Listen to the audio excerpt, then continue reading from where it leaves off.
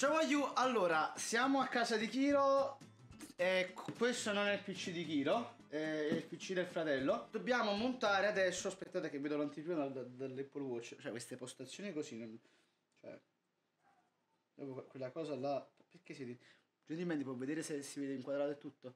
Tutto ben inquadrato? Abbiamo una Asus Strix Z270F perché qualche collega che sta là dentro, cioè la da dormire, ha preso la B270F su un processore 7700K. Sì, 250F era. B250F.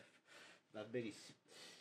Hard disk da 1 tera della Seagate con un po' di spammella sopra. Una limitazione 700 watt, 2 ventole della Corsair con montate anche dentro al case, 1, 2, 3 ventole della Cooler Master, radiatore da H115 della Corsair, 280 su un case 240. Poi vi spiegheremo come montarlo, perché anche questo è anche un tutorial per chi non riesce a montare un 280 mm sopra un 240 mm.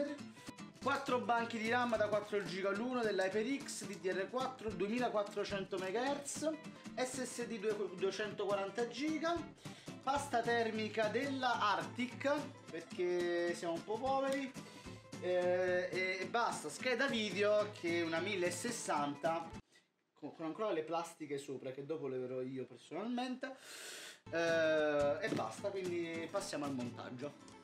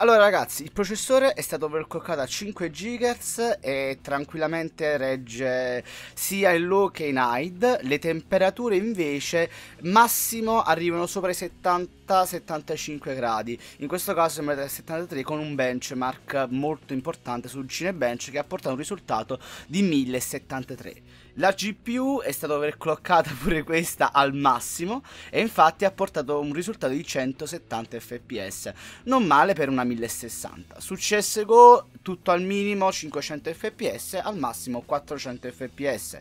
Eurotrack a tutto al massimo 90 e al minimo 190. Invece su Minecraft abbiamo fatto 300-1100 fps in low. Quindi possiamo dire degli ottimi risultati per un PC di fascia bassa. Quindi vi ringrazio per la visione, vi invito a lasciare un bel like se non avete ancora fatto e iscrivetevi al canale. E sotto in descrizione trovate tutti quanti i componenti di questo PC. Vi informo che sul mio sito, che trovate sempre in descrizione, trovate attualmente tutta quanta la mia postazione, dal primo componente fino all'ultimo. E dateci un'occhiata e fatemi sapere cosa ne pensate di questo nuovo sito. Vi ringrazio per la visione, ciao a you!